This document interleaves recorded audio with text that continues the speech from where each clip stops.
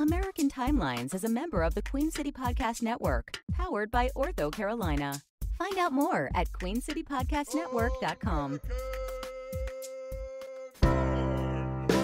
So now I'm obsessed with time. Come on, tell me about the time. Had it all in my hand tonight. Had the time of my life.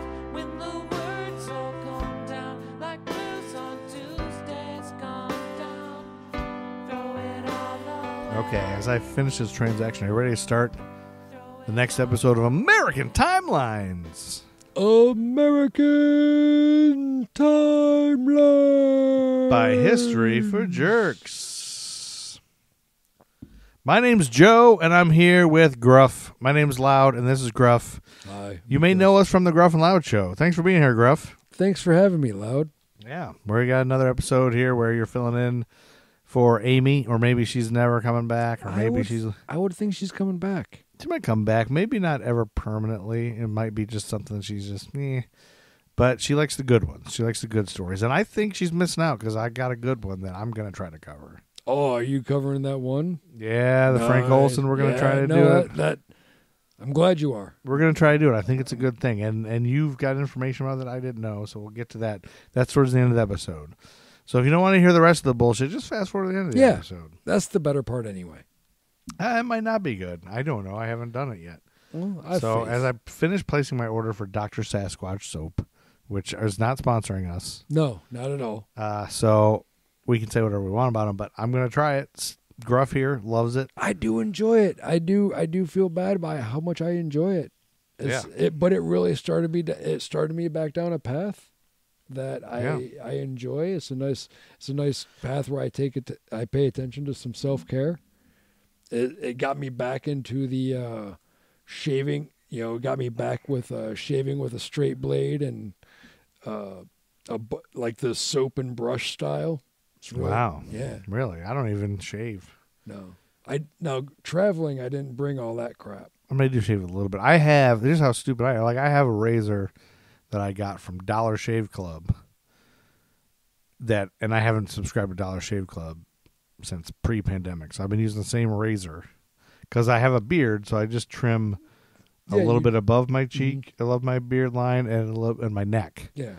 So I've been using the same razor for like a year. I mean, I grew a bigger beard during the pandemic, but I use an electric razor otherwise. So I have I've been using the same, and it's time for me to get a new one. It's fucking tearing up my face and neck, and I'm lazy. Well, and I'm a piece of shit. I don't think you're a piece of shit. Maybe a bit lazy when it comes to the self-care. But you're lazy. You're the lazy one. Yeah.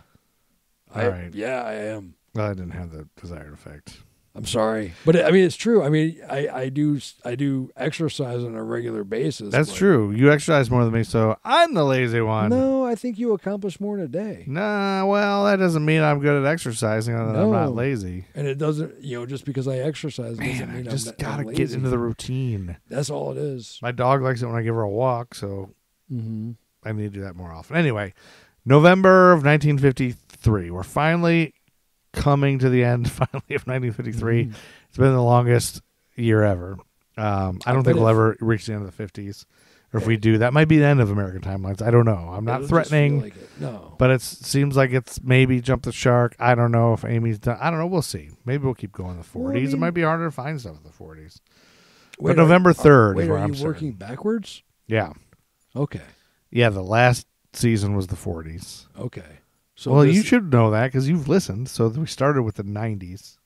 Yeah, but then we did the 80s. Yeah. Then we did the 70s. That's right. And this is the 60s. There's a pattern here. I got it. Now we're the 50s. So next will be the 40s. Yeah, I think you'll find stuff in the 40s. And the reason we did that is we knew that the 70s, we thought the 70s and the 60s would be really good.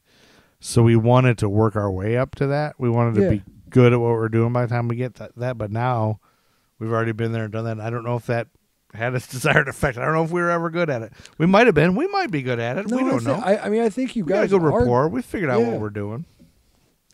And then, sometimes we didn't agree what this podcast was. And then sometimes we did. So this is what it is. It's American Timelines, where we cover true crime and pop culture and notable news year by year, what was happening. But we talk about it sort of in a laissez-faire way, a sort of blasé attitude about it. What if you're sitting on a couch with a friend talking about what happened during a certain point in American history? Why not just turn off the TV, all the different things, all the streaming things, put your phone down, grab a beer, and let's talk to a friend about history. Maybe a non-alcoholic beverage. Or a water. You can have a water. Maybe you can toke up a bunch of pot and then sit and talk to your buddy about birthdays. Who was born in 1953 in November? Maybe November 3rd, 1953. You could talk about an American comedian and TV host that used to be on SNL was born in Pittsburgh, Pennsylvania on November 3rd, 1953. Maybe you could talk about that. Wait. And let's cue the music. Amy hates birthdays. Amy hates birthdays. I'll put that in post. Okay, I figured when you And pointed to the it could be a guy who was on SNL that was born in Pittsburgh, Pennsylvania and grew up in the suburb of Castle Shannon.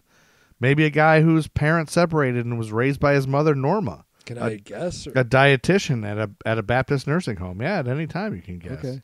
Chevy Chase? Maybe it's a guy that was on SNL that was reluctant to speak about his father, usually Chevy just Chase? saying he moved on when I was very young, not Chevy Chase. Maybe it's a guy that was on SNL that is the oldest of Norma's 5 children, and in his early life often looked after the rest of his siblings. Not Dan Aykroyd? No, maybe it was a in guy. the same time period? No, Okay. maybe it was a guy that was on SNL that attended St. Anne's School, a Catholic elementary school, and maybe this guy's personality during this period was not one of an innate performer, but of a shy kid. Huh. Maybe it was a guy from SNL whose first inspiration to pursue a comedy career came as a child when he was taken to see comedian Kelly Monteith at a Pittsburgh club. After the show, Monteith was kind enough to answer the young man's questions about being a comedian, leaving him thinking, man, I'm going to work hard at this. Seems like fun. Hey, buddy. I'm gonna say Don Novello, but I know it's wrong. Is that Dennis Miller? Yeah, it's Dennis Miller. Nice. Yeah. Hey, buddy. I was trying to do the Dana Carvey impression. What was the Jingle Bells that Dana Carvey did him? It was like, what the hell's a bobtail, huh, buddy? What the hell's a bobtail? Bells on bobtails ring. What the heck's a bobtail? Anyway, Dennis Miller went to Keystone Oaks High School. Their team colors are black and gold, home of the Golden Eagle.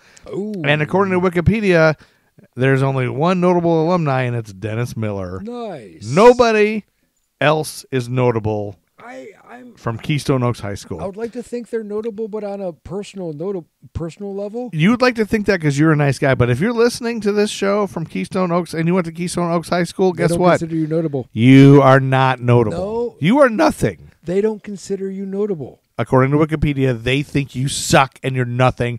So if you are a Keystone Oaks High School alum, please turn off this podcast because you are not worthy to listen to it. Turn off the podcast, Keystone Oaks High School alum. Listen here, you Golden Eagle. Oh, you're gonna talk directly to the Golden Eagles? Well, yeah, I'm just gonna tell them to settle in their roost. Okay, settle in your roost. Settle in your roost. Enjoy our conversation, and maybe while you're enjoying our conversation, why don't you just go over to Wikipedia? And then you know what you should do, Golden Eagle? Make something of yourself. Maybe they have, and Wikipedia doesn't know. Make something of yourself. Maybe they should just so that Wikipedia thinks you're as good as Dennis Miller. Well, maybe they should just share their accomplishments with Wikipedia, and Wikipedia like will go not say, one hey, person is notable at all. They Like got- not more. No, like some of this notable alumni, it's loose who's notable. Like there's people who've done barely anything, and we'll get to. There's like an Olympic speed walker on one of these notable alumni sites. So. that is the best of speedwalkers. No, so in actuality, I really have nothing against any Golden Eagles from of course not. Keystone Oaks High School. Yeah. But maybe it's a small school, but I'm actually sad for them that Dennis Miller is their only notable alumni. I wonder Listed on if other Wikipedia. notable alumni from Keystone keep it to themselves because Dennis Miller is the notable alumni. Yeah, like maybe there's like a pact. Like maybe Dennis Miller like pays them off. Like, hey, please don't just let Wikipedia. Just let me like, have this. Maybe he became a Wikipedia editor just to delete anytime anybody adds another would hope notable not. alumni on Keystone I Oaks mean- High School Wikipedia page. I enjoyed his talk show. I may have not enjoyed his Fox his later career. You want to guess which two comedians were his earliest childhood comedy heroes? Kelly Monteith. No, Kelly Monteith just gave him that. Okay, yeah. That's And then if you've never heard of Kelly Monteith, which I hadn't, I Googled him and I found an episode of Johnny Carson he was on, and he much like Seinfeld. Like you would have thought those were Seinfeld jokes before Seinfeld. Not just Seinfeld jokes, but Seinfeld delivery. Seinfeld like basically Seinfeld must have heard this guy. And was like, I'm gonna do comedy. It's just like Kelly Monteith. It's a nice rhythm and it's a natural rhythm though. You know? Yeah, he was great, and I'd never heard of him. He wasn't great. They're not great jokes, No, but they're like wasn't. the early Seinfeld jokes that aren't great. It was like moving from the ages of setup punchline to observational punchline. Like total observation. Like, thank you. Why do we say thank you so much? How are you doing? Well, why do we say how are you? You're not listening. I don't know how I'm. Yeah, it's just like whatever. Anyway. No, like that bit where he just said thank you 5 times was. Yeah. Yeah, if he needed to go to like 7 or 8 to make me laugh, just to push it that much further. Well, Dennis, here's a hint. One of Dennis Miller's comedy heroes is a Bowling Green State University Tim alum. Conway. Yes, Tim Conway and Jonathan Winters. Nice. And by high school, he had finally developed a reputation for humor. At Keystone Oaks, Dennis Miller was a member of the Physical Fitness Club. And in his senior year, he worked on the Keystone newspaper and served on the student council, but lost his bid for senior class president. Wah, wah, wah. Despite Dennis Miller's reputation for humor, his actual personality at this time was one that was reserved, lacking self-confidence, and hidden under a layer of comedy. So he was funny, but he was still shy. He graduated from high school in 1971 with the intent of studying to become a sports writer. Then he went to Point Park University and became a member of Sigma Tau Gamma fraternity. Sigma Tau Gamma. Sigma Tau Gamma, baby. Dennis Miller likened his social status at this period as being lower than Booger of Revenge of the Nerds. Wow. He majored in journalism. In the fall of his senior year at the university, he began writing for the South Hills Record, mixing humor into his sports reporting, which kind of makes an, we know later he was in Monday Night Football. Yeah. But when the paper changed its payment structure to pay around 1/8 of a penny per column inch, Miller quit. And he graduated in 1976 with a degree in journalism. And when asked why he didn't pursue journalism, he said, "I'm just not that interested in other people's business, baby. And that's a tragic flaw in journalism, buddy." Buddy. I added the baby in the buddy. Hey, buddy. But after college... That's why I say buddy all the time. Hey, buddy. Hey, buddy. Buddy. After college, Dennis Miller was unable to find work in journalism. Instead, he moved through several occupations, including a clerk at Giant Eagle Deli, a janitor, a delivery man, a florist, and an ice cream scooper at the Village Dairy.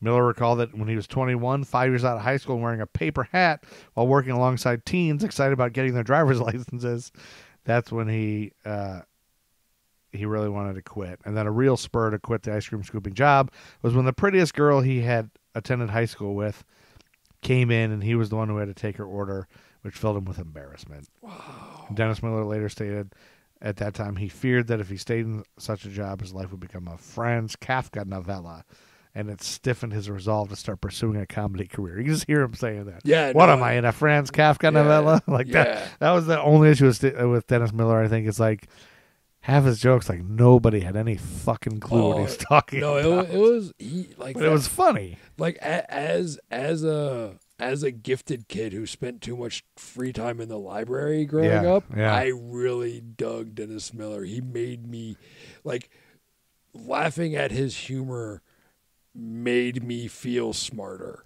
Just because I got the joke. And like, it's like... What am I, in a Franz Kafka novella? Yeah. Anyway, so he left the ice cream parlor. I don't know why I'm doing this whole... Well, no, we don't have to do this whole thing. But he started stand-up because in 1979 he saw Robin Williams' comedy special on HBO. And he decided he had to pursue his dream of being a stand-up comedian.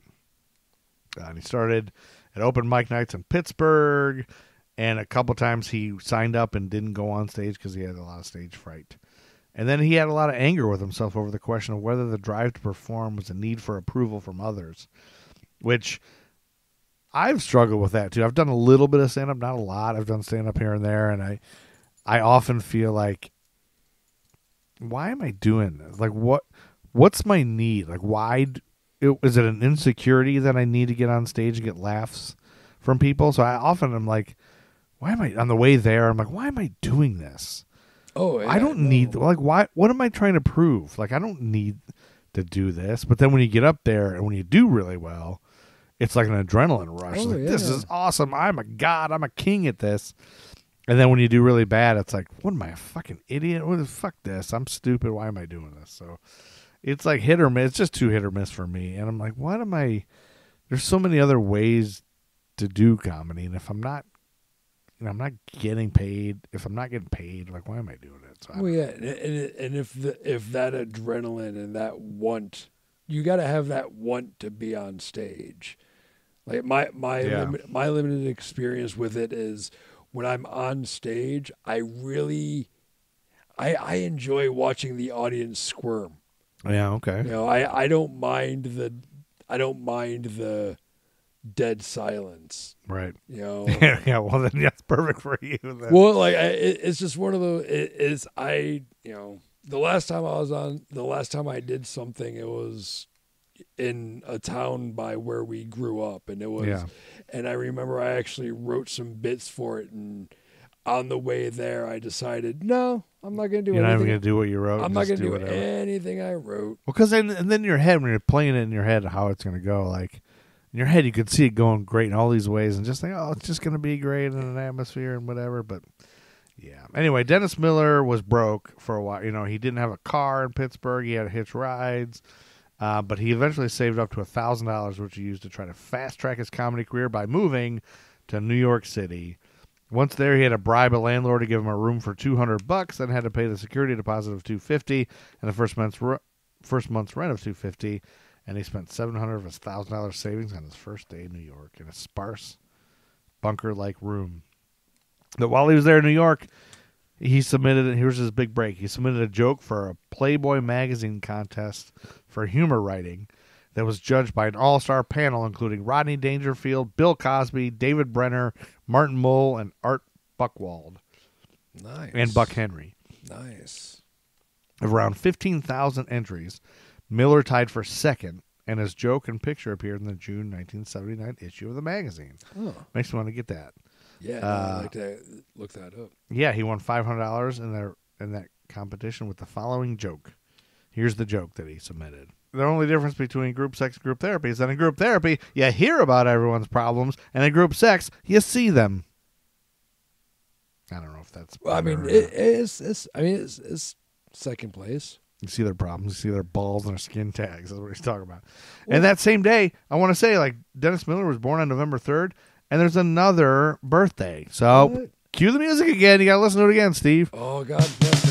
Amy hates birthdays. Amy hates birthdays. How about making a new one that goes, Steve kinda likes birthdays, or Gruff kinda likes doesn't mind birthdays. He doesn't mind birthdays. Okay. November 3rd, 1953, American actress known for playing Mimi Bobek, the outrageously made-up, flamboyantly vulgar, and vindictive nemesis of Drew Carey on the sitcom The Drew Carey Show, was born. Kathy Kinney. Yeah. She had been involved in television, feature film, and stage work for years. She was born in Stevens Point, Wisconsin, the daughter of Irish-American parents Marion and Harold Kinney, an automobile dealer. Her father died when she was 15 years old, and you don't seem that broken up about it, Steve. Well, I mean, I will say it didn't affect me personally, but I'm just intently listening because I've never known anything about her outside of her Drew Carey performances. Well, I'll tell you what. She attended Stevens Point Area Senior High School. Colors are red and black. Home of the... Red Eagle? Nope, the Panthers. Damn. Idiot. Notable alumni include Kurt Clausen, Olympic race walker, Kathy Bennett, NIU Huskies women's basketball head coach, Rachel A. Graham, a Wisconsin State Court judge, Brandon Peterson, a Marvel comic book artist. I don't know if you know him. I do not. And Ben improviser, an Olympic Greco-Roman wrestler. So these are just examples of anybody could be a notable alumni, but that other school that Dennis Miller went to has 0. Well, all right, let's think about the other school for a second. Do we know how the average people? We don't know. I don't know the amount of people that were there. I guess I could look it up. Like, I mean, it could just come down to a percentage. It could be just not many people went there, and everyone else has failed. They haven't failed. They just focused on smaller goals. No, they failed. 1976, Kathy Kinney moved to New York City, where she found work as a secretary at WCBS-TV. Her boss enjoyed hunting, and sometimes she would chat with him about his hunting trips, occasionally quipping, "So did you kill anything this week?" She used this experience to inspire herself for the role of Mimi. During that time, she worked nights at New York comedy clubs to improve her improv comedy skills. This led to a job teaching improv classes. Director Bill Sherwood attended one of her classes and then later wrote a part for her in his 1986 film, Parting Glances. I don't know if you ever saw that. No, I've never seen that. But once she did so well in that, she moved to L.A. and pursued a career in acting. She worked regularly as a character actress, getting small roles in various TV series such as Seinfeld. She was in the Handicap Spot episode. Okay. Lois and Clark, The New Adventures of Superman. Mm-hmm. With Dean Cain. Yep. And she was on Drew Carey, of course. Grace Under Fire, Full House, Boy Meets World, World Meets Boy, Boy Meets Dick, Dick Meets Jane, Harry Meets Balls, The Larry Sanders Show, and My Name is Earl. My name is Earl. Some of those were fake. You have to figure it out. Her first memorable television role is generally considered her regular stint on Newhart as Miss Goddard, the town librarian. Nice. I love Newhart. My name is Larry. This is my brother Daryl. And this is my other brother Daryl.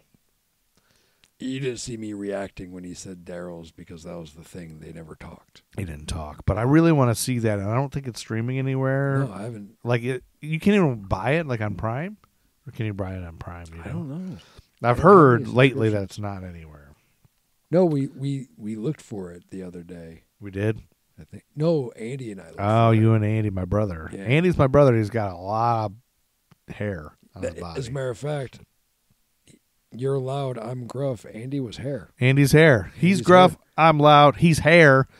There's also tall. And he used to have long hair. There's a tall in the mix. Tall, yeah. But he's hair now because he looks like a bear. Like if he was nude running outside, somebody would shoot him because they think he's a bear. I don't think they'll shoot him. I think they'll take a picture of him and try to pass it off as a mini Squatch. Either a mini Sasquatch or a bear. And he's a fucking bear. He had, American Bear Magazine, and he's got several Tootsie Pops and Sugar Daddies stuck somewhere in his torso here. He might. And then on November 5th, the film How to Marry a Millionaire was released. Are you familiar with that, Steve? I have heard of it, yes. Directed by Gene... Who's it directed by? I don't know. Oh, idiot. I'm aware of it, not familiar with it. Just kidding. Directed by Gene Negulesco. I don't know how to say that. Starring Lauren Bacall, Betty Grable, and... Marilyn Monroe. Marilyn Monroe. Is the first film to be filmed in CinemaScope. Ooh. Which I Googled I lost about 20 minutes trying to figure out what the hell CinemaScope is. And I don't have an answer. I've always assumed it was just bullshit. I read somewhere that it was like, now people didn't have to wear glasses to watch it anymore. Special glasses. I was like, isn't that 3D? So is it 3D without glasses? No.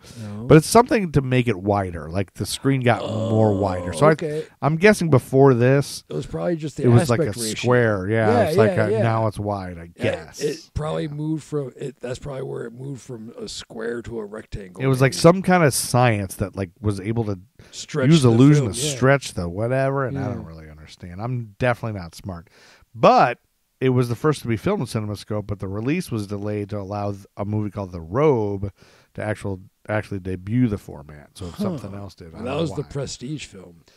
Yeah, well, this film was, the plot was 3 women set out to find eligible millionaires to marry, but find true love in the process. And I got one little snippet about this movie because I didn't know what else to say about it. Okay.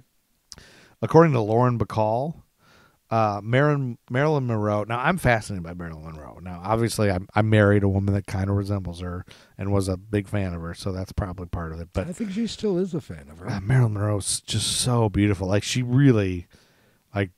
Oh, yeah. No, it was... She's beautiful. Like, if I ever had a type, it's anyone who looks like when I see her on any old movies, I'm just like, I I have no idea what else is happening in the movie because she's so strikingly beautiful. I've never seen a human more beautiful than Marilyn Monroe. But anyway, she was a challenge to work with, according to Lauren Bacall, not because she was unpleasant, but rather her insecurity and total dependence on her personal acting coach, Natasha Leites, for approval.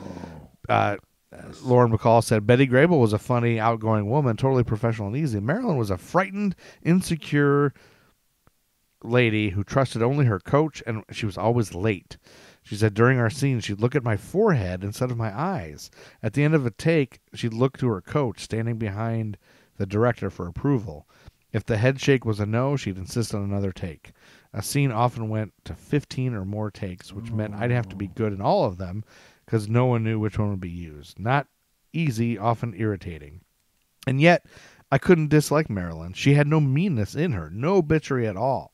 She just had to concentrate on herself and the people who were there only for her, which is an unfortunate thing. And that's wrong. I don't know if you've ever known anybody that looks at your forehead when they talk to you, but I have, especially in theater, and I notice they do it all the time. Mm-hmm. It must be an insecurity they have, but it's weird. No, it's weird. How are you doing?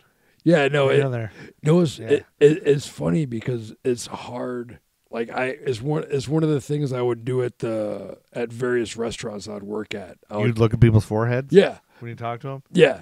To fuck with them because they can't, because they know something's wrong, but they can't figure it out because I don't look here. Yeah. I look right between the eyes. Right between their eyes. So it looks like I'm looking. It looks like you're looking at it. Yeah. Exactly, but I'm not looking at you. That's weird. Yeah. Well, I knew somebody, and I'm not going to mention her name in case she ever listens. I don't want to hurt her feelings, but it was like, why is she looking at her? Have you ever noticed she looks at your forehead? Yeah, it does to me too. She just does that to people. It's just a weird thing. Eyes are distracting. Sometimes when you could get lost in them. Exactly. Your deep chocolate brown eyes. You want to move to the world of sports here in November of 1953? Why not? What do you know about baseball antitrust laws? Very little. So you're not a baseball antitrust expert? Not at all. You're familiar with antitrust laws? I am familiar with antitrust laws. And I'm curious in how they apply to baseball because I know how they apply to things like phone companies and banks. So I didn't realize this happened this long ago, but apparently in 1953, on November 9th, the Supreme Court ruled that Major League Baseball was exempt from antitrust laws. What? And I think later on they decided that baseball is a sport, not a business. Oh. Which it is a business. So what I'm guessing that means is like somebody else, like people have tried to file a suit, I guess, and like we want to start another. It's not fair. We can't start another baseball league. They have all the players, but I guess they ruled that they're exempt because it's a sport. Oh my lord, that's when all the fuckery really began. If you think about it, that was when the fuckery got locked in, yo. Like NFL technically doesn't have a No, it's all monopoly, that's when the fuckery. That's when the fuckery got locked in. Yeah. Is you said you're not a business, you're a sport, so you can do whatever you want. Exactly. It's kind of like the and that probably trickled down into the free agency and all that. Oh, stuff. yeah, dude. And at this time, players didn't get very much, I don't think. So at that time, players probably still had to work off-season jobs. Oh, that's a sad thing.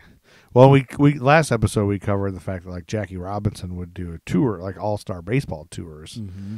And now that I'm thinking about it, he probably had to do that to make money. Like he probably couldn't make money. He probably had to do all-star games to make more money. Like he could make more money on that probably. Jeez. Well, and then we're going to move to November 15th. We're going to keep on moving. In 1953, which I don't know if you know who Dr. Leon Stewart is. Not at all. But on November 15th, 1953, he was an amateur astronomer. So I like where this is going. Let's see if I understand this. So this is like a space tour. So he saw and photographed a bright white light on the lunar surface. He believed it was a rare asteroid impact. Like he thinks he witnessed an asteroid hitting the moon, and there was like an explosion that he got to see in 1953. That's pretty badass. But professional astronomers dismissed and disputed his Stewart's event, they called it, for 50 years. Scientific community, scientific establishment. I got some words for them. But you got words for them, and you're pissed. But you know what? See, you can be happy because in 2003, NASA looked for and found the very crater that Leon Stewart apparently saw. Good. Is it called Leon's Crater? So Stewart, I think it's called Stewart. But here's the thing. That paragraph I got from Wikipedia. But then I looked up an article on skyandtelescope.org, and the story is titled "Lunar Flash Doesn't Pan Out." They show the picture and they get in and they're like, they end up looking further and they think it's not. But what I saw on Wikipedia was that they did say it was. So, because, and on Wikipedia they said, I think it's on Wikipedia, they said the bright flare captured that evening by Leon H. Stewart's backyard telescope matches the position of a small, fresh-looking crater recorded by a spacecraft 4 decades later. Bonnie J. Barati and Lane Johnson, a student at Pomona College, and Bonnie was from the Jet Propulsion Laboratory. They unearthed a 1.5 kilometer wide smoking gun and data from the Clementine Orbiter, whose high-definition cameras mapped the entire moon in 1994. Oh. Although the annals of amateur astronomy chronicle hundreds of such transient lunar phenomena, almost all considered suspect by professionals, Stewart's event stands apart because it was both seen and photographed. A press release even trumpeted NASA solves half-century-old moon mystery. So they did say, NASA said it is that's good. That, but then I guess they're skeptics. So then once I got the skeptics, and it seemed less exciting, and then I just moved on. Well, I mean, it's good to have I'd rather have skeptics than people just completely shutting it down. I guess. But how cool would it be if you were a moon guy in the 50s and you're watching the fucking moon all day, and then you see a fucking boom. Holy shit. Yeah. I think I just saw an asteroid hit the fucking moon. Exactly. There's a bright light. That's so cool. No, you didn't. Fuck you, you didn't. See, I like, if I would hope that if I was in that man's position, I'd be strong enough in my faith and what I saw. Yeah. Not to snap or not. Well, he had photos of it, so he didn't have to like. Well, and just not to, be able to say, well, I respect your opinion. You're a professional, but I'm going to continue to believe. Yeah. And then they found the crater, which is good. But it was fresh looking 50 years later. But who else is going to the moon? I mean, exactly. Footprints still exist from. That's true. And dick prints, I think. I think somebody fucked the moon. I would hope so. Would you fuck the moon? Would that be the first thing you did? Can you get your dick out in those spacesuits? I don't think so. I don't think you can get your dick out. Can they make a special spacesuit that keeps your dick out? I imagine. Why don't you find between now and next time you're on this show, your assignment is to find an astronomer and ask him that. Find an astronomer. Or find an astronaut, not astronaut. I don't think I can. Get a hold of an astronaut for me and find out if they can make a dickless spacesuit. I'm going to say no right off the top of my head. No, that you won't find somebody, or no, it will be their answer? To both. Wow. I think. Boy, somebody's a naysayer. Well, I mean, not just a naysayer. It's Gruff. Yeah. It's Gruff. No, He's the naysayer. Yeah. I will wear that. Oh, it's naysaying everything I create. No, I'm not naysaying everything you create. I'm just naysaying the possibility of a crotchless spacesuit. Like, I'm sure they can make a. What if every spacesuit was always just crotchless because they wanted everyone's genitals to feel space? I don't think that's a wise decision. I think it's cold up there. Do you think if I Googled crotchless spacesuit, there would be one? Like what would come up? It would be Halloween time. I bet you can get something. There's probably been some like sexy dance somewhere done with a crotchless spacesuit. There was wasn't there a movie, a softcore porn called Space Odyssey 2069? Oh, jeez, I don't know. Porn addict. Well, not an addict, just an enthusiast. Enthusiast. That's a good. There's nothing wrong with that. Your enthusiasm is appreciated. Well, I hope so. Well, that brings us to November 17th, when the St. Louis Browns officially became the Baltimore Baseball Club. Well, the St. Louis Browns baseball team moved to Baltimore and became the Baltimore Baseball Club. And they would later become the Orioles, I think. Okay. Yeah, so there you go. Did the BBC get mad? I don't know. I didn't look anything else up about it. I don't think so. That makes the Browns the second team to move to Baltimore from Cleveland. Yeah. So the Cleveland Browns were the second Well, no, they didn't move from Cleveland. They moved from St. Louis. That's right. St. Louis Browns. I should have been paying attention. But they were the second Browns to move to Baltimore. Yeah. But they didn't stay there. Yeah, neither one changed. Anyway, that brings us to November 18th, and one more birthday song. Come on, we got another birthday. Amy hates birthdays. Amy hates birthdays. We have another SNL alum, born Really? in the same month as Dennis Miller, born in Bridgeport, Connecticut. Chevy Chase. This fellow was born on November 18th, 1953 in St. Louis, Missouri. One of 5 children of Kathleen Kimball and her husband Emmett. I can't give away the last name because then you'll know who it is. Who was he was an aircraft company executive. A few months after he was born, the family moved to Bridgeport, Connecticut. When he was 6, this SNL alum, they moved to Germany for 4 years. He is of Irish descent and was raised Catholic. He graduated from St. Joseph High School in Trumbull, Connecticut. Team colors maroon and gold, home of the Cadets. Other notable alumni include Major League Baseball umpire Dan Lasagna and professional snowboarder Julia Marino. See, anybody can be a notable alumni. A snowboarder and an umpire. But an umpire is a big deal. Dan Lasagna. It's Lasonia probably, but I like to say Dan Lasagna. I bet you're not alone. In 1971, he earned a bachelor's degree in marketing from Sacred Heart University and then took night courses at Fairfield University where he played quarterback on the football team. We have an SNL alum that played college football as a quarterback, and I had no idea about this. No.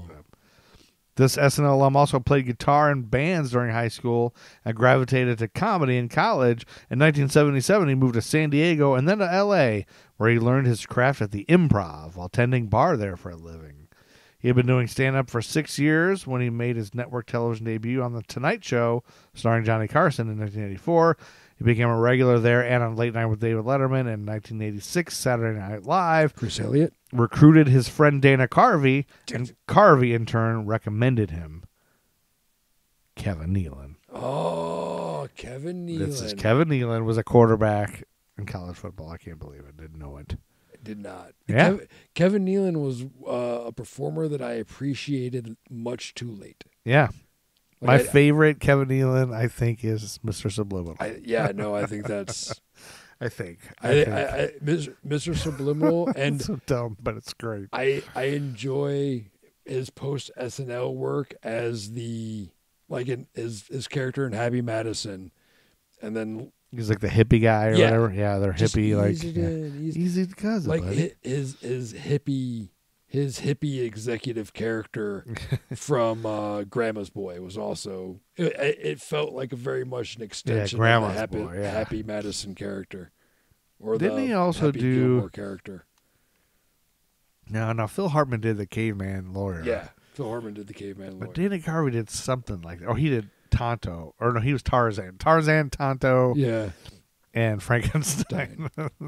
because Those years were the best. I mean, everybody hated him those years, but Dana Carvey. dude, I really Dana Carvey was a genius. Mike Myers, Dennis, John Lovitz. Kevin Nealon, John Lovitz Lovitz was Tonto.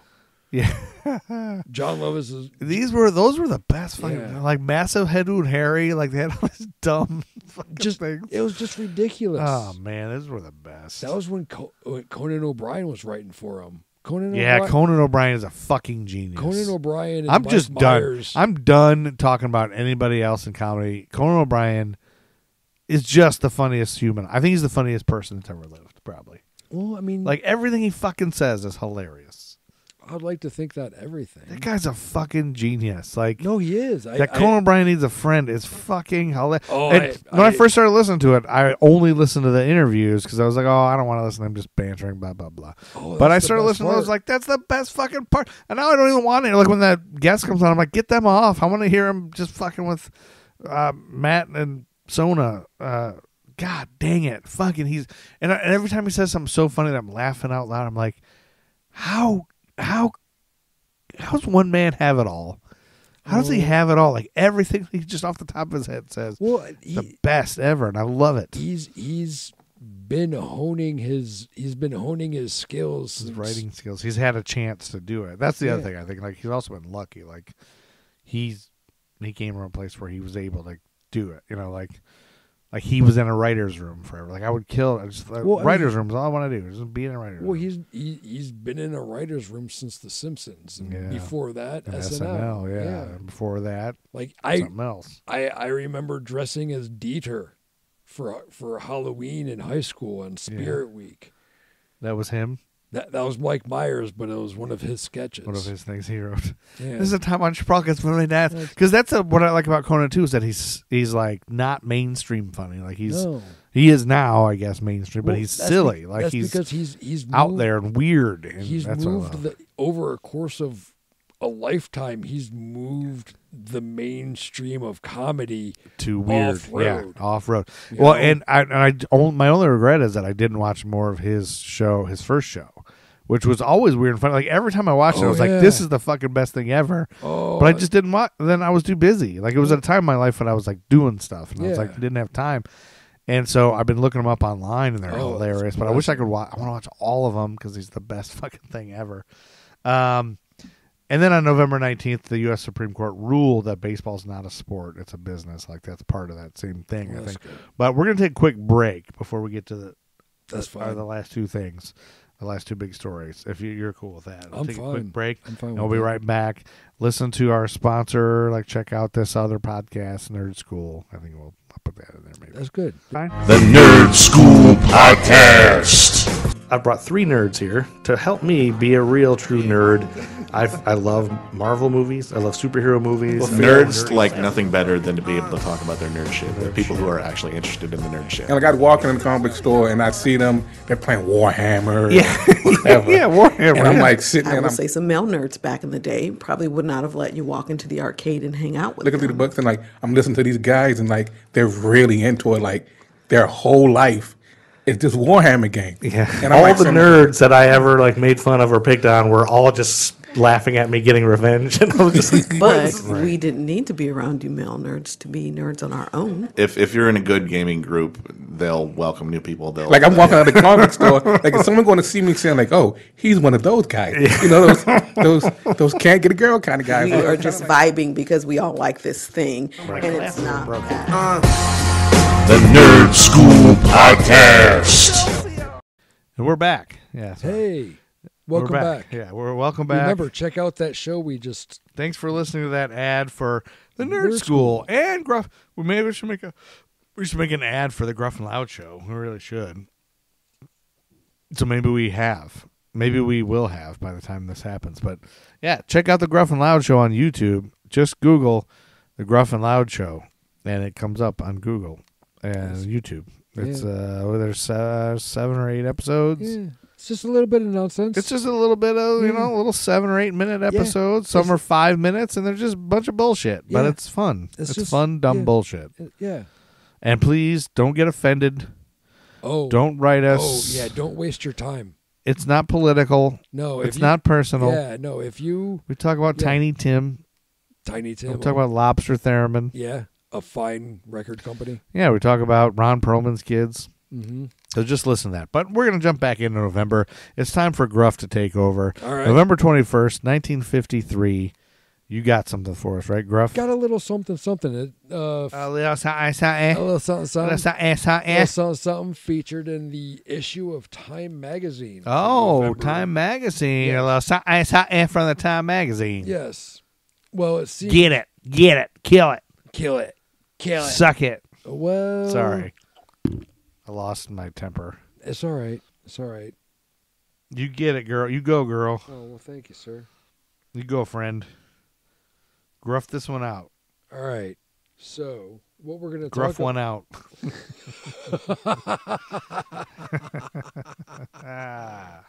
That's wonderful. That's great. Yeah. That's a new thing. Gruff one out. That's... I appreciate the inappropriateness of that. You're welcome, my friend. Thank you, my friend. Hit it. So we're going to talk about what's referred to as the Piltdown Man. The Piltdown Man. The Piltdown Man. Piltdown. Yes. Piltdown. Piltdown, named for the area which it was found. It was found in the Piltdown gravel pits. Oh, that's what Piltdown means. Yes. The Piltdown gravel pits. So, I don't know what those are. They're gravel pits, outside. Pits of gravel? Pits of gravel, yeah.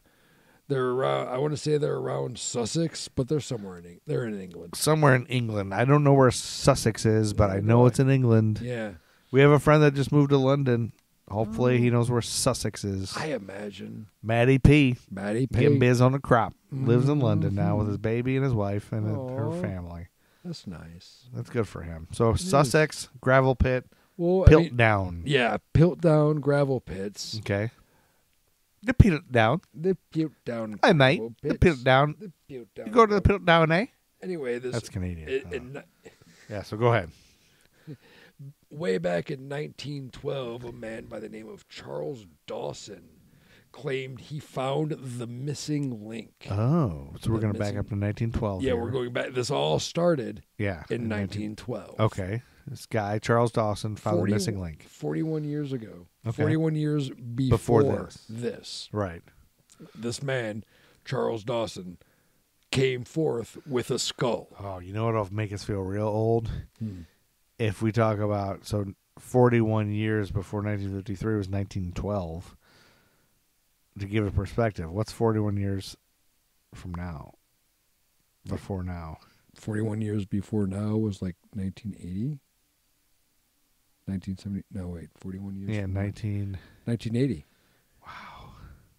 Like we remember 1980. I remember. 1980 is not that long ago, but this is only 41 years, so it's not that long ago. But 1912 to now is a lot more years. Yeah. Okay.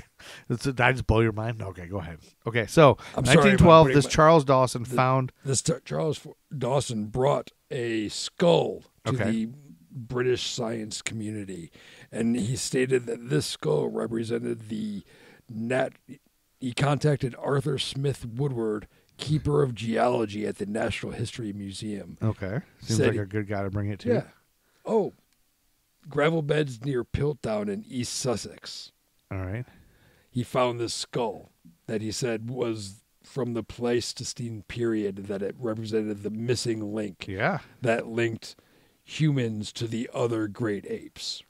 Wow. Yeah. So that was it. That's a big deal. That is a big deal. And especially at the time, everyone was finding this is a big push for fossils and like creating the human fossil record. Yeah. Let's figure out where we came from. Exactly. And at the time, in Europe, they were really pressing for presence of early humans. Okay.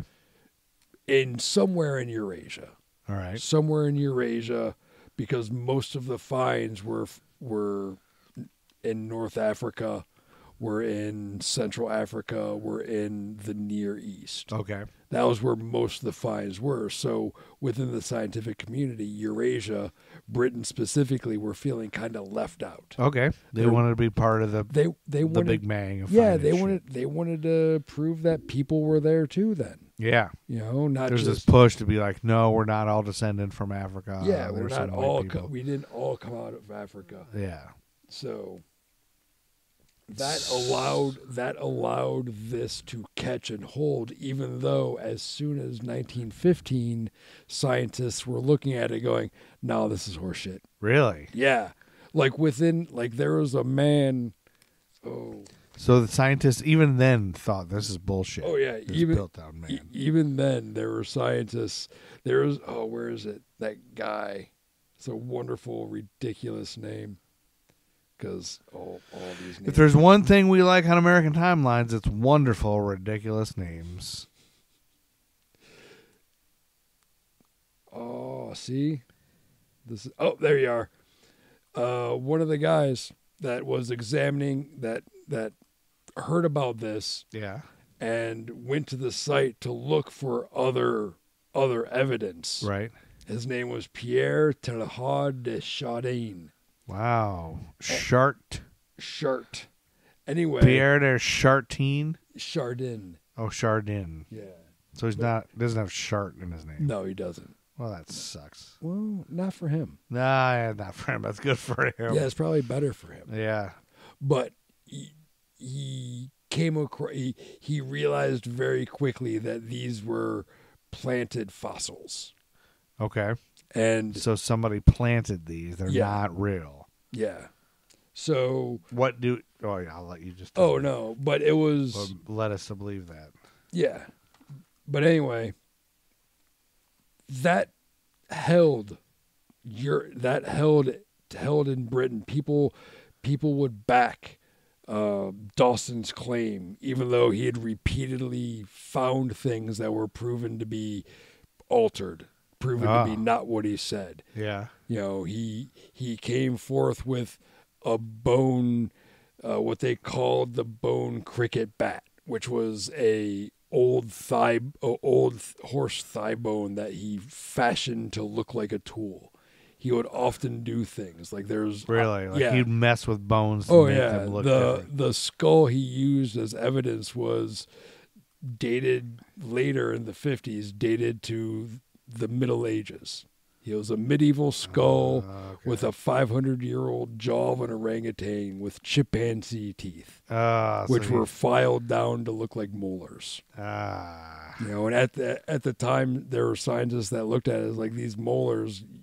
They were obviously filed by an iron file, and by the placement of the canines, the molars wouldn't even be worn down like that. So they could tell these are fakes. This guy's fucking with people. You know. So everybody knew that. So what happened in 1953? 1953 is when they finally got the hard science to break down to break down how it was faked. What so they had to use. So they had to like suss out what this guy did, and it took them that long to figure out like this is what he did. This is what he. So they all knew it. He did. This is all how along. He They all did knew it. he was a freaking liar. But it took him this long to debunk it. To thoroughly debunk it. Oddly enough, one of the things that lent the most popular credence to it was Arthur Conan Doyle's backing of it. Really? Yeah. He backed it? He believed the theory at the time. Oh, so he wanted to believe it, right? That was the thing. He wanted to believe it because... So is it all racism, why people want to believe this? I don't want to say it is. Because they didn't want to believe that they descended from black people? Is that what it is? Well, or is that just me jumping to conclusions? I want to say it wasn't, but more than likely it was. There's a lot of people that don't... There's a lot of people that don't even like to think that we're descended from animals. Yeah. Much less other people. Other people that aren't white. Yeah. So I looked up Sir Arthur Conan Doyle because I couldn't remember who he was, but he wrote Sherlock Holmes. He also wrote The Lost World. He was born in Edinburgh. Mm-hmm. But I always like, you know how you and I have talked about this on the Gruff and Loud, that when you look up something on Google, there's like what people also ask. And the first question is why is Arthur Conan Doyle a Sir? And the next one is Sir Arthur Conan Doyle Jack the Ripper? Huh. Why do people think that? So I'm going to click it. I don't know. He may have had his faults, but he was not Jack the Ripper. I don't know why apparently people must have thought that. So anyway, back to your back to you. So sorry to interrupt. No. As we're practically done, just because there's not a whole lot. Yeah. Well, I mean, there's a lot, but it all says this. It all supports they were racist white people that wanted to prove that they were people from Europe too. I completely see why you got frustrated and wanted to stop, because I'm frustrated too just thinking about it, because like the more you read, it's like this whole thing. The whole reason I'm reading this is just because people didn't want to believe it because they're racist. Yeah, and it's like and they wanted. I don't want to think about this anymore. They're fucking racist, and that's it. They wanted to reinforce a Eurocentric mentality of the time. Yeah, you know, it's and that's where we were. You know, and the reason why I am a fan of Doyle's work. Okay. You know, and so that's frustrating too. It's like it's an artist you like, and then they're part of this whole thing. Yeah, but then again, I'm often conflicted with Doyle too, because he's the guy that wrote Sherlock Holmes. Sherlock Holmes was the character that applied the scientific method to everyday investigation and actually influenced investigations with his critical thinking. You never put the theory before the evidence. You let the evidence lead you to the theory. You don't change the evidence to fit what you want. And he was changing he was backing the evidence to change what he wanted. Yeah, that's kind of shitty. I mean, and because this also backed up his worldview that he wrote about in the fictional tale The Lost World, which was about a pocket of civilization that was untouched, and that could still be there still were dinosaurs living in today. Wow. Yeah. Huh. Because at the time there were still parts of South America. There's a movie about The Lost World, wasn't there? There's been lots of movies. You love it? Who's your favorite Sherlock Holmes? I'm a big fan of the Guy Ritchie one. I'm a sucker for that. Does it give you a boner? No. Okay. No. Well, that was good. That was good. Thank you for covering that. I mean, I wish I would have done a little bit better, but I just found myself getting so close to a fuck white people rant. Yeah. And I don't want everything that comes out of my mouth to be a fuck white people rant. Yeah. You know? I get it.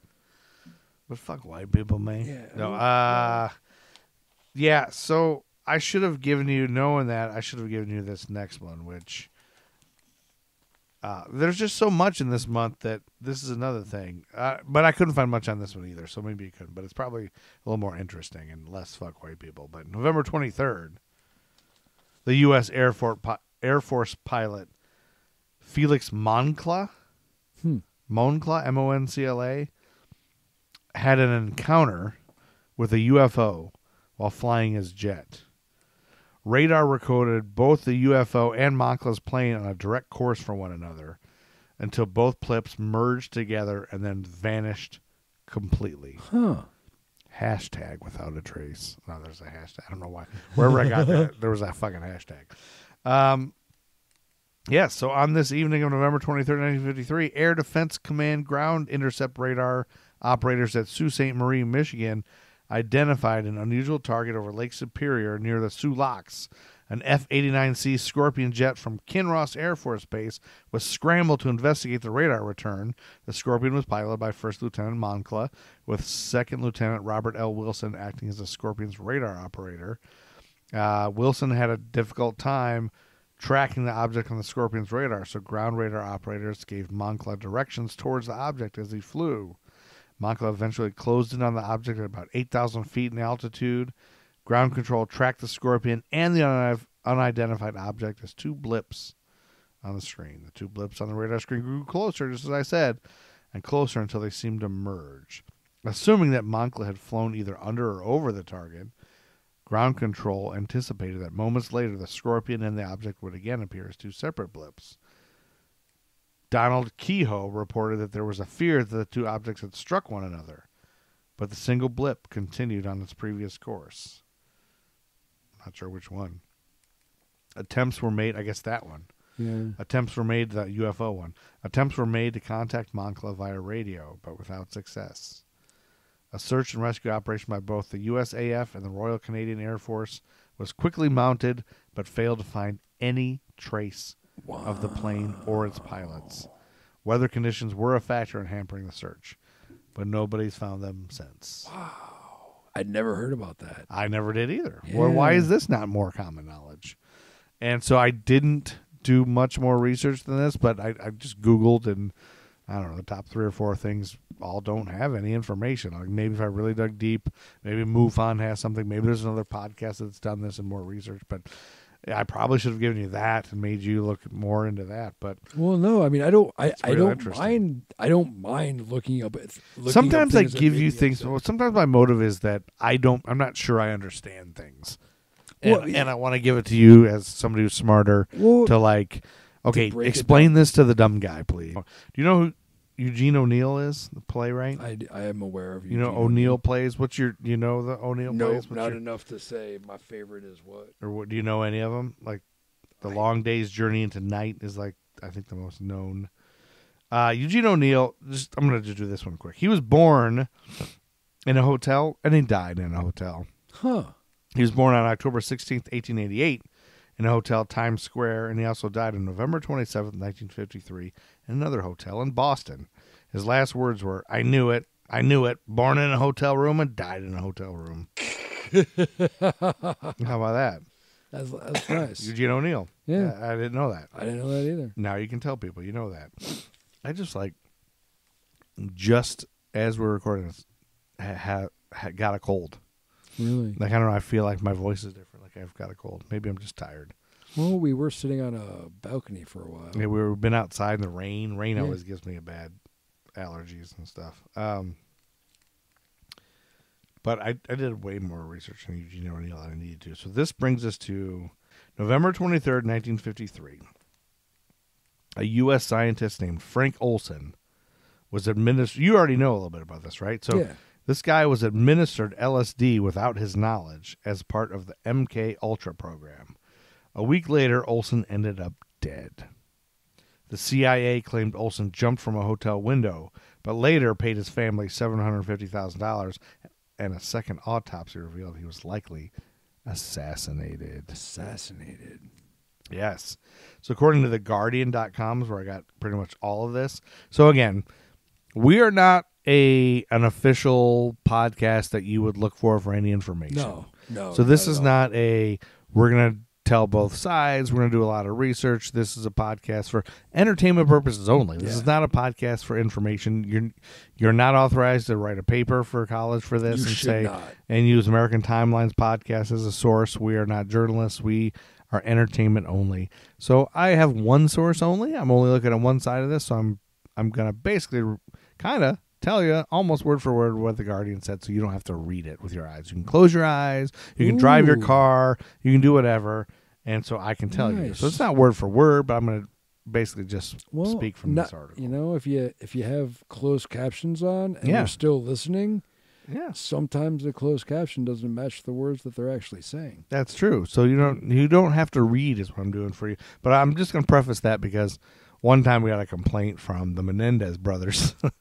And I can't remember. It was somebody associated with the Menendez brothers. They were mad at our Menendez brothers episode because Amy was convinced that they did it and just read like one source's story on the thing. And it was like, oh yeah, one-sided. Oh, of course. Yeah. Well, leave it to you to fucking just leave one side. Typical. Everybody just reads one side. And we're like, boy, that person's angry. And then their username was gone and deleted at a few weeks later. So I think it was one of the Menendez brothers. So I don't know if they're in prison or what their deal is, but I think it was one of them. So I'm just say that to the Menendez brothers or anybody else who's, we didn't do a lot of research, but this is apparently the story. So look it up for yourself if you don't. But so Frank Olson, so this was an article by Stephen Kinzer in The Guardian. It's really good. It's a really good article. Some of it's going to be just right from the article. Glass shattered high above 7th Avenue in Manhattan before dawn on a cold November morning in 1953. Seconds later, a body hit the sidewalk. Jimmy, the doorman at the Statler Hotel, was momentarily stunned. Then he turned and ran into the hotel lobby. "We got a jumper!" he shouted. "We got a jumper!" The night manager peered up through the darkness at his hulking hotel. After a few moments, he picked out a curtain flapping through an open window. That's the sound it made. It turned out to be room 1018A. Two names were on the registration card, Frank Olson and Robert Lashbrook. Police officers entered the room with guns drawn. They saw no one. The window was open, and they pushed open the door to the bathroom and found Lashbrook sitting on the toilet, head in hands. He had been sleeping, he said, and I heard a noise, and then I woke up. The man that went out the window, what was his name? One officer asked. Olson, came the reply. Frank Olson. In all my years in the hotel business, the night manager later reflected, I never encountered a case where someone got up in the middle of the night, ran across a dark room in his underwear, avoiding 2 beds, and dove through a closed window with the shade and curtains drawn. Leaving the police officers, the night manager returned to the lobby on a hunch, asked the telephone operator if any calls had recently been made from that room. Yes, she replied, and she had eavesdropped, not an uncommon practice in an era when hotel phone calls were routed through a switchboard.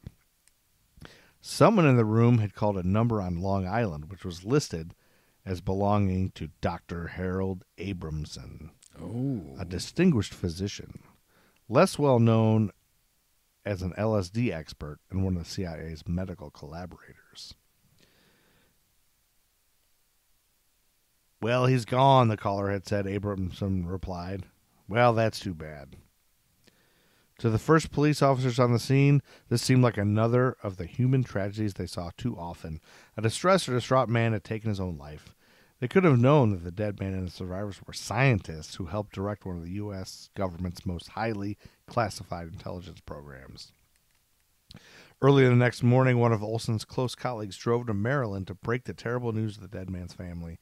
He told Alice Olson and her 3 children that Frank fell or jumped to his death from a hotel window. Naturally, they were shocked, but they had no choice other than to accept what they were told. Alice didn't object when told that, given the condition of her husband's body, family members shouldn't view it. The funeral was held with a closed casket. There, the case might have ended. Decades later, however, spectacular revelations that cast Olson's death in a completely new light. First, the CIA admitted that shortly before he died, Olson's colleagues had lured him to a retreat and fed him LSD without his knowledge. Then it turned out that Olson started talking about leaving the CIA and told his wife that he made a terrible mistake. Slowly, a counter-narrative emerged. Olson was disturbed about his work, and he wanted to quit, leading his comrades to consider him a security risk. All of this led to Room 1018A. Frank Olson had been one of the first scientists assigned to the secret U.S. biological warfare labs at Fort Detrick in Frederick, Maryland, during the Second World War. There, he began working with a handful of colleagues who would accompany him throughout his career, his clandestine career. One was Harold Abramson. Others included ex-Nazi scientists who had been brought to work on secret missions in the U.S. Oh, paperclip. That's it. For a time, they worked on aerosol technologies, ways to spray germs or toxins on enemies and to defend against such attacks. Later, Olson met with American intelligence officers who had experimented with truth drugs in Europe. He was discharged from the Army in 1944, but remained at Fort Detrick on a civilian contract and continued his research into aerobiology. Several times, he visited the secluded Dugway Proving Ground in Utah, which was used for testing living biological agents. Also munitions and aerosol cloud production. So he's into all this kind of stuff, and he's feeling bad about it. This is why people are all so fucked up around about shit today. Well, right. I mean, coronavirus, why would you not think it's one of this? Well, people know this stuff happened.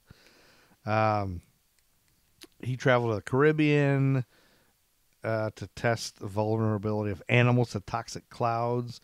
The next year, he was part of Operation Sea Spray, in which dust engineered to float like anthrax was released near San Francisco.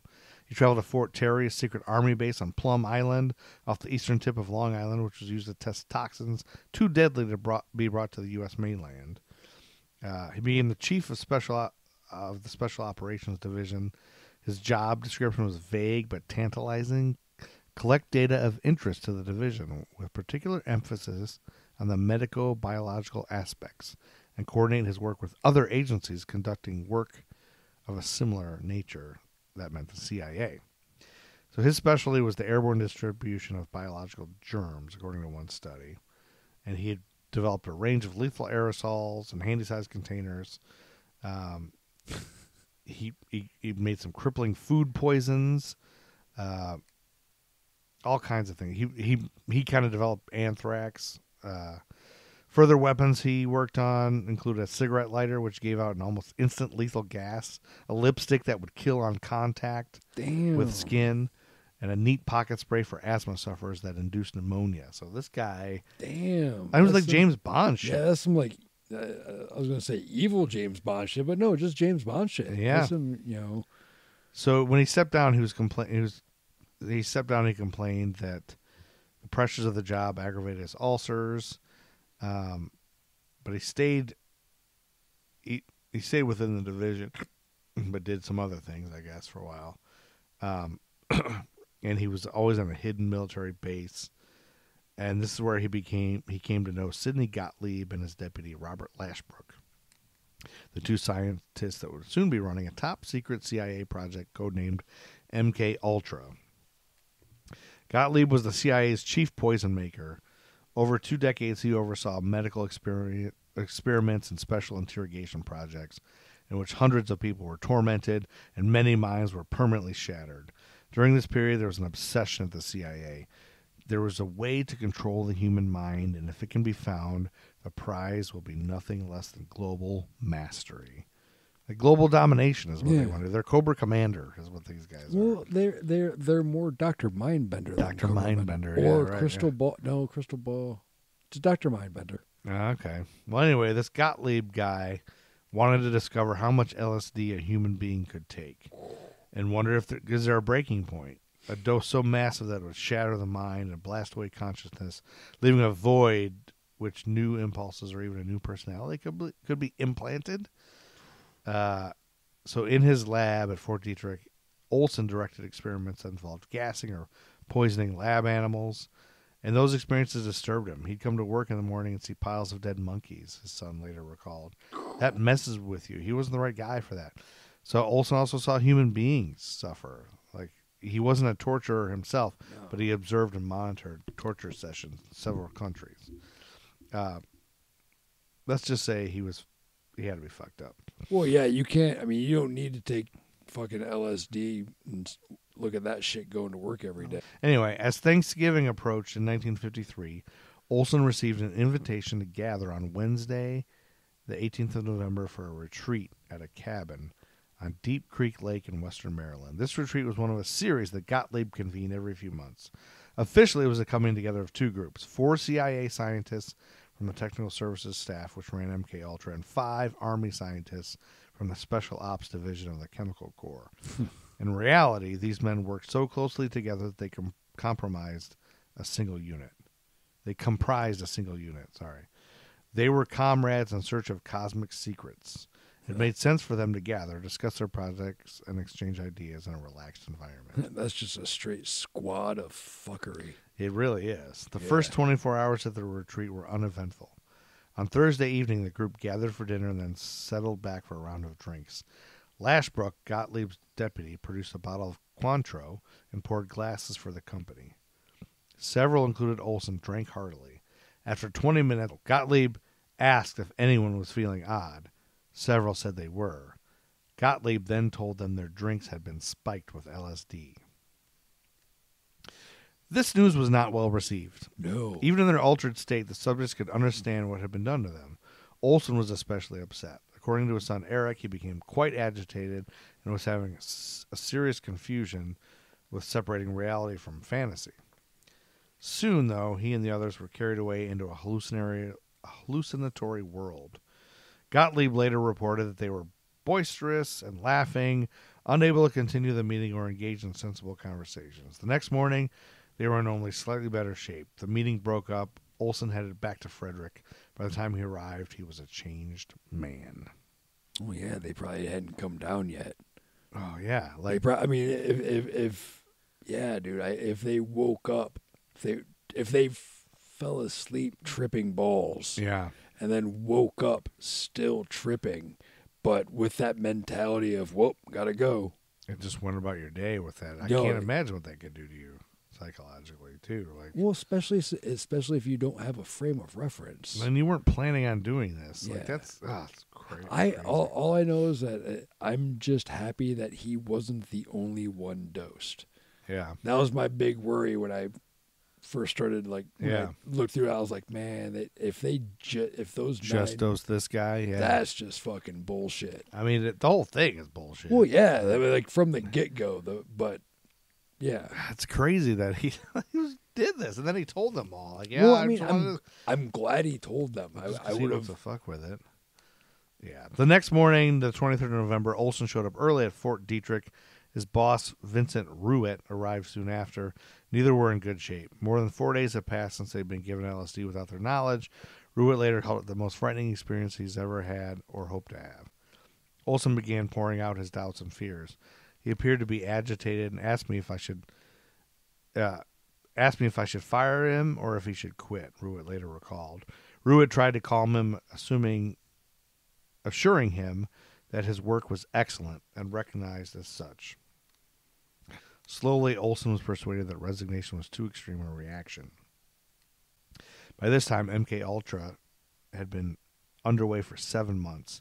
It was one of the government's deepest secrets, guarded by security that was, as Olson had been told when he joined the Special Ops Division, tighter than tight. Barely 2 dozen men knew its true nature. 9 had been at Deep Creek Lake. Several of those had been surreptitiously dosed with LSD. Now, one of them seemed out of control. This was no light matter for men who believed that the success or failure of MK-Ultra might determine the fate of the U.S. and all humanity.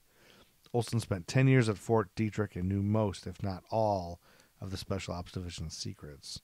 He had repeatedly visited Germany and brought home pictures from Heidelberg and Berlin, where the U.S. military maintained clandestine interrogation centers. He was one of several Special Ops Division scientists who were in France on August 16, 1951, when an entire French village, Point Saint-Esprit, was mysteriously seized by mass hysteria, which Amy and I talked about on a previous episode. Mm-hmm. So he knew about that. So all of the things that he knew, and that the prospect that he might reveal what he had seen or done was terrifying. So they couldn't let this guy leave. You can't let this guy talk about this shit in a bar, let alone not be employed by you. Well, and Olson's friend Norman Cornroyer later said he was very, very open and not scared to say what he thought.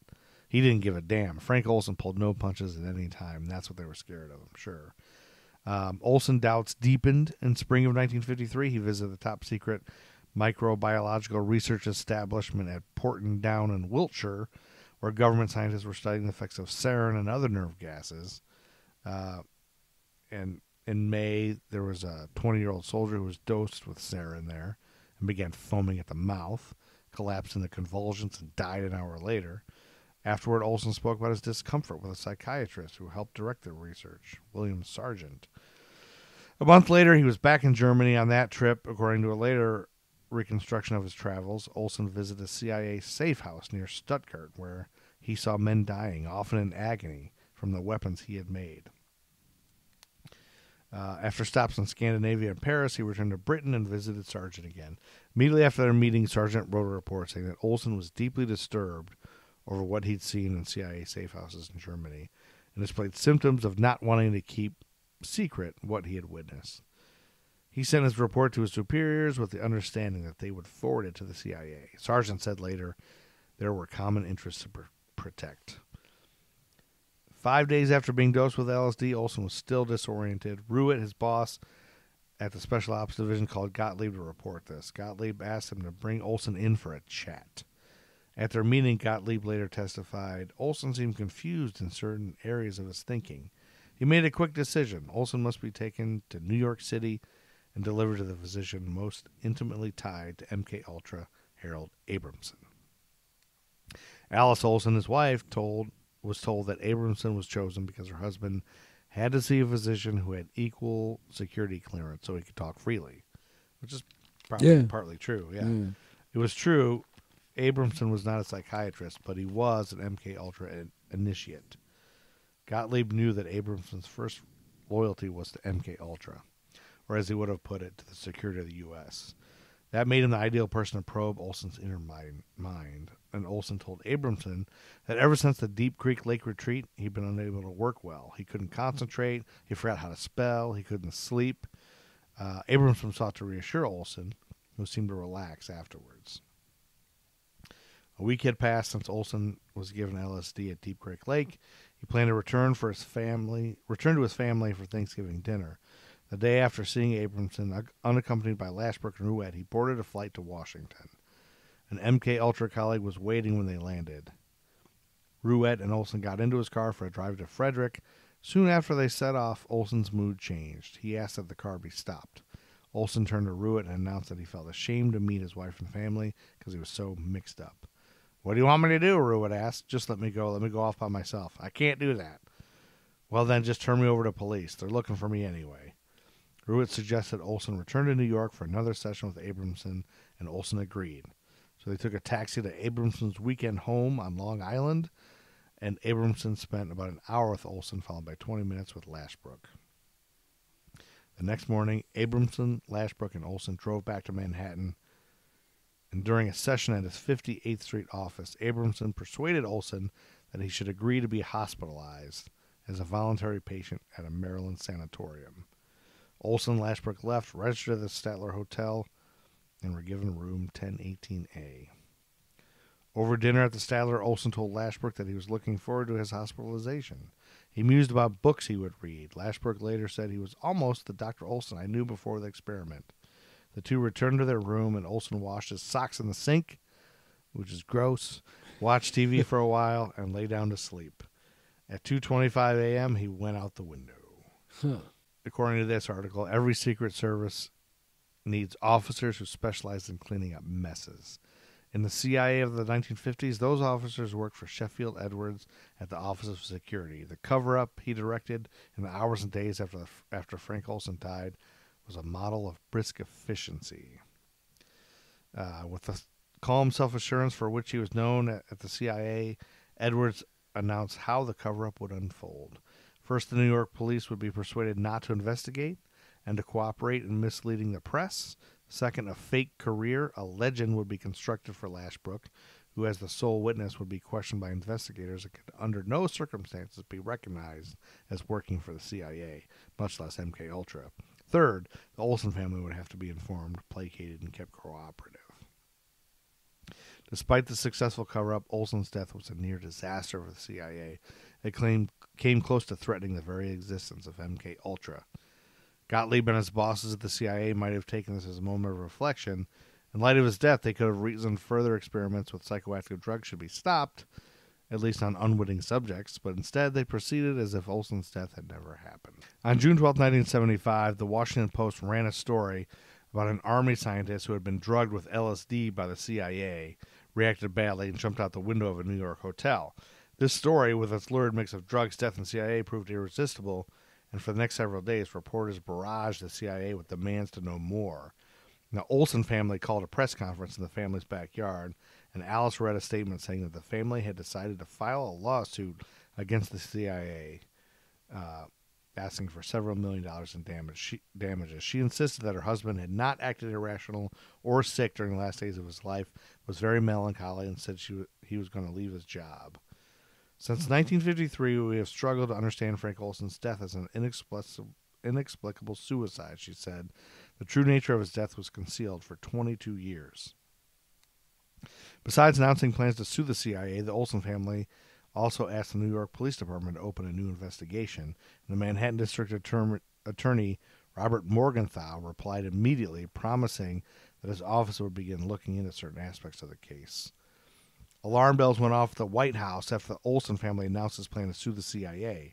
A lawsuit, if allowed to proceed, would give the family, as well as homicide detectives in New York, a tool they could use to force disclosure of deep secrets. President Ford's chief of staff, Donald Rumsfeld, and his deputy, Dick Cheney, recognized the danger. Cheney warned Rumsfeld in a memo that a lawsuit might force the CIA to disclose highly classified national security information. To head off this disaster, he recommended that Ford make a public expression of regret and express a willingness to meet personally with Mrs. Olson and her children. So Gerald Ford took his aide's advice and invited Alice and her 3 adult children to the White House. On July 21st, 1975, July 21st, 1926? Yeah, they met in the Oval Office. Well, do you think they watched the police show starring Stacy Keach and Carl Franklin called Carib? Oh, was that on that same day on July 21st? That was about, it was a show about two Miami-based detectives battling crime in the Caribbean. Oh, I'm sure they did. Probably. Well, on that day, they met in the Oval Office, and it was a unique historical moment. The only time an American president has ever summoned the family of a CIA officer who died violently and apologized on behalf of the U.S. government. Later, they met with CIA Director William Colby at the agency's HQ in Langley, Virginia, and he apologized for what he called a terrible thing that should never have happened. Some of our people were out of control in those days, Colby said. They went too far. There were problems of supervision and administration. White House lawyers offered the Olson family $750,000 in exchange for dropping its legal claims. After some hesitation, the family accepted.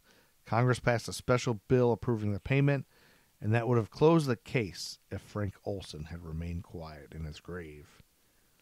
But at Olson's funeral, Gottlieb had told grieving relatives that if they ever had questions about what happened, he'd be happy to answer them. More than 2 decades later, at the end of 1984... The end of 1984? Yeah. I have 1994. I didn't give you that, but what happened at the end of 1984? And the same year that Van Halen's 1984 came out? Yeah. Yeah, they decided to accept its offer and called to arrange an appointment. When Alice... I meant to give you that. When Alice... Eric and Niles Olson appeared at his door. His first reaction was relief. I'm so happy you don't have a weapon, Gottlieb said. I had a dream last night you arrived at this door and shot me. Eric was taken aback. Later, he came to marvel at what he saw as Gottlieb's manipulative power. Before we even got through the door, we were apologizing to him and reassuring him. He said it was a brilliant and sophisticated way to turn the whole thing around.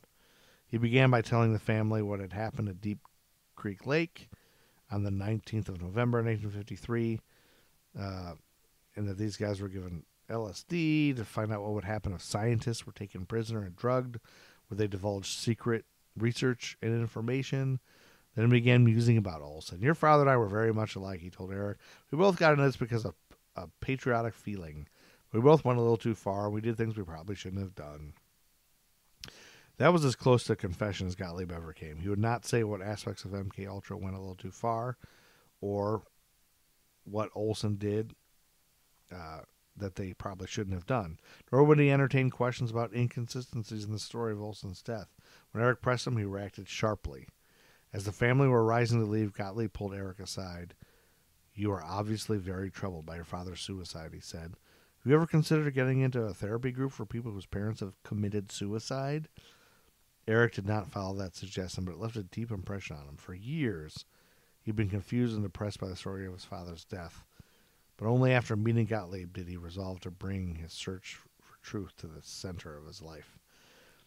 I didn't have the confidence in my skepticism to ignore his ploys, but when he made that therapy group suggestion, that was the moment when he overplayed his hand, he said. At that moment, I understood how much Gottlieb had a stake in diffusing me. And it was also at that moment that the determination to show he had played a role in murdering my father was born. Eric Olson waited another decade until after his mother died before taking his next step, arranging to exhume his father's body. Ooh. Several reporters stood near him as a backhoe clawed through the earth at Linden Hill Cemetery in Frederick, Maryland on June 2nd, 1994. June 2nd. That was a Thursday. Mm-hmm. That was must-see TV Thursday on NBC. He's having his father exhumed on must-see TV on Thursday? What was on? Exactly. Well, that was the days of Mad About You and Wings and Seinfeld and Frasier, with Law and Order filling that gap of justice at the end of Thursday night. Wow. And Fox. Yeah? That was when The Simpsons were on Thursday. No, Simpsons was on Thursday. Simpsons were on Thursday. That was the lead. It was the lead-in for the Sinbad show. Oh, the Sinbad show. I haven't thought about the Sinbad show in a long time. I forgot the Sinbad had a show. Exactly. But that takes us to In Living Color. In Living Color. In Living Color. J-Lo was on In Living Color. The head choreographer was Rosie Perez. Oh, really? Keenan Ivory Wayans? All the Wayans. All the Wayans. You got Jamie Foxx. Jim Carrey. Tommy Davidson. Tommy Davidson, baby. People we are forgetting. Yep. Yeah. Damn it. We're bad people for forgetting. David Allen Greer. Oh, my God. We are bad people. We forgot to fucking. And there was a white woman on there too that I was forgetting. I can picture her, but I don't know her name.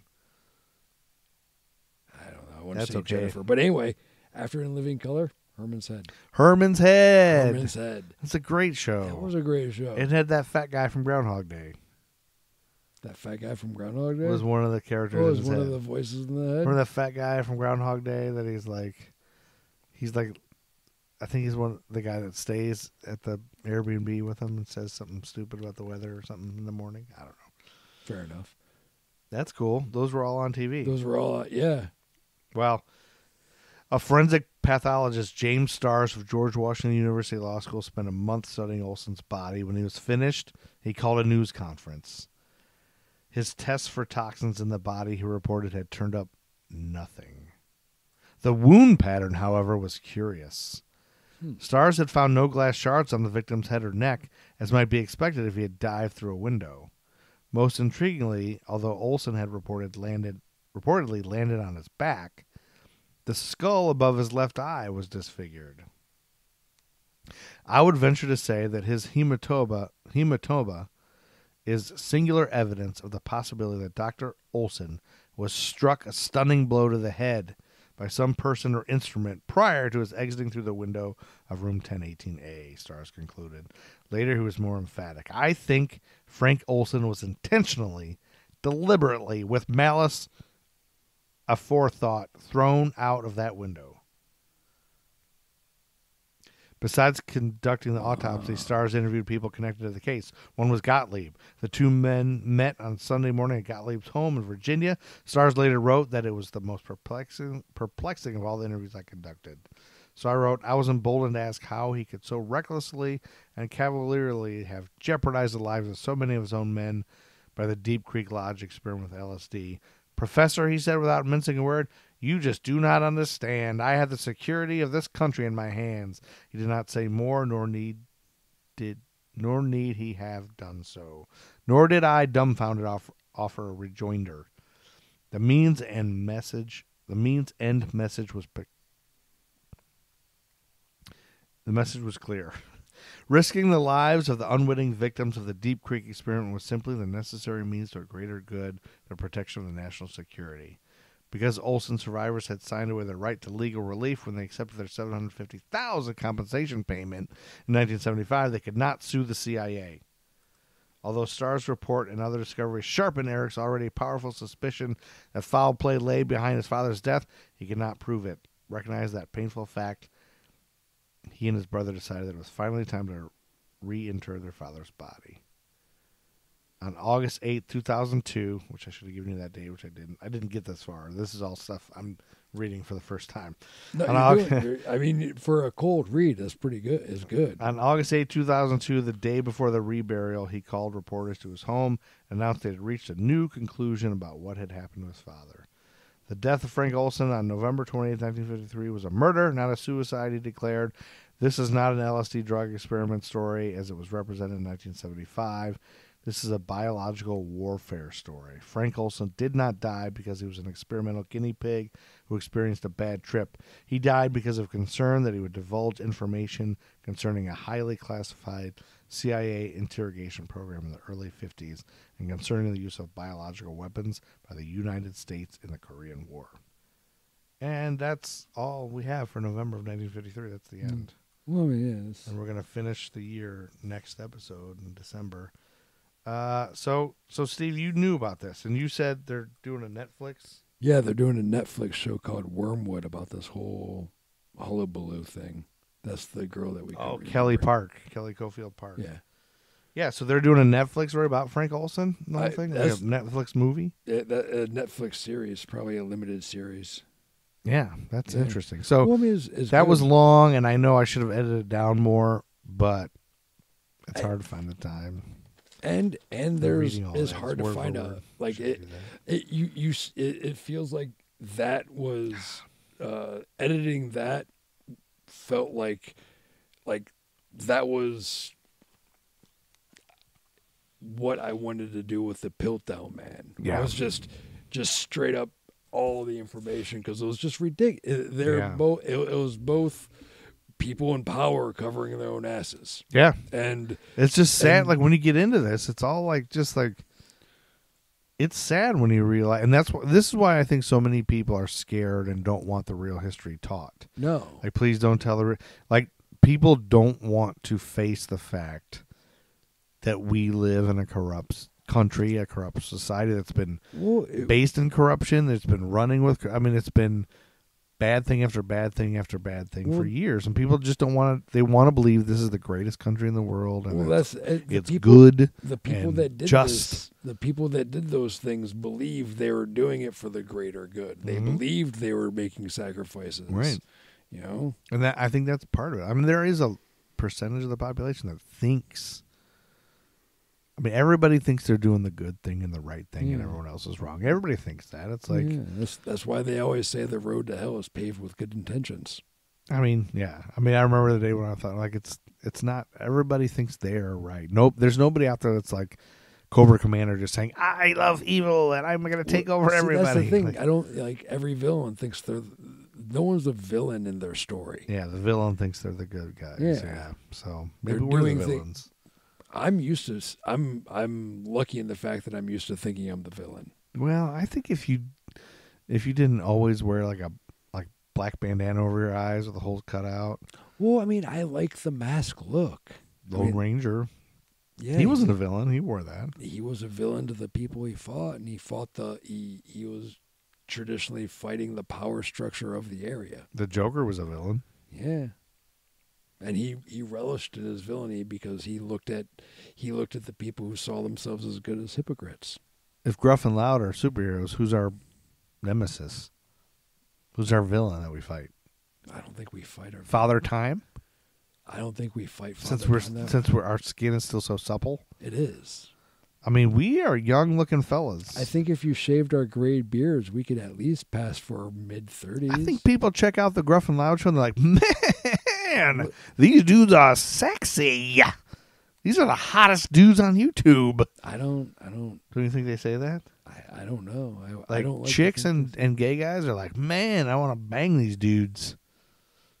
All right, they don't. I don't pay attention. Anyway, check out the Gruff and Loud Show on YouTube. It's new. It's on History for Jerks. And subscribe and like and all that stuff. And if you thought give us a thumbs up, and if you thought you might have learned something from this, yeah, you won't. You won't feel that way after Gruff and Loud. You'll learn a little bit. You might learn about, if you don't know anything about outsider house music, you could learn a little bit because we're learning together. No, yeah, that's like we're just telling about stuff we just looked up and stuff, and then we're just bullshitting, and then in one episode you get a deep dive into Steve's brain and what's going on in his brain. And it's not pretty. Spoiler alert, it has lobsters in it. It does. The lobsters pee out of their faces. That's weird, but it's true. And it's in your brain. That's why they don't need to salt anything on their food. Yeah, baby. They pee out of their faces. Anyway, thanks for listening. This has been a long episode. This has been Gruff and Loud. He's Gruff. I'm loud. Yeah, he's Gruff. Well, I'll say it again. Loud. He's Gruff. He's Loud. Thank you for listening to American Time on the History for Jerks. Check out Nerd School. Check out Gruff and Loud Show. And, while you're at it, just hit up Pornhub and look up some POV action. I don't know if Pornhub needs any help, but they probably don't need any help. They should give us money. Maybe they're not looking give us money. Get out of here, Chuck Berry. Oh fuck! What's the other thing? Let Dale through. Let Dale through. Remember that you were there for that story, right? The Let Dale through thing. No, you weren't at that pay-per-view Mike Tyson fight. No, at some BG house. No, Jeremy Ordaz's house. I was not. It was a Mike Tyson fight at Jeremy Ordaz's house, and Brendan Kane and I thought maybe it was Abner, were sitting on a coffee table. I mean, there were so many people at this house because they got the fight. Yeah. You only had to give $1 to watch it because there were so many people there, and we were like right in front of the TV on the people sat on the coffee table. That's how many people were in here watching, and some guy kept hitting Kane on the shoulder and was like, "Hey!" Kane was like, "Yeah, what do you want? Let Dale through." So Kane would move kind of over so Dale could get through, and Dale nobody walked through. So he went back to sitting up. The guy hit him again. Hey, man, what? Let Dale through. Let Dale through. Okay. And he moves over to let Dale through, and Dale never comes. So he like sits back up again. It's like, all right, whatever. And the guy's like, hey, man. I said, what the fuck do you want? It's like, let Dale through. And that's all I remember. And Dale never came through. But we need to remember to let Dale through. Well, we're still expecting Dale to come through. So please, everyone. Just let And Dale it's a good through. lesson. It's like, why don't you let Dale through? Why don't we all let Dale through? Yeah. You know? Life is better if you just go ahead and let Dale through. And Kane was like done, and he was not letting Dale through anymore. But I think we should all just let Dale through. Even if they have to ask you 3 times, just let Dale through. Just let Dale through. Just, it's not worth it. Let Dale through. Exactly. We just let Dale through. So it's a good way to end the show. Let Dale through, everybody. Let Dale through.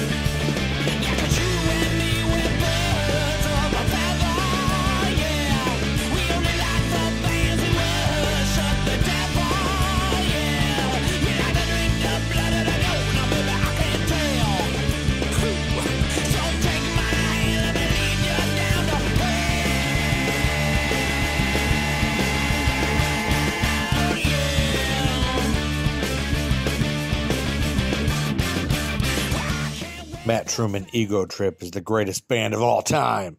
Buy their music.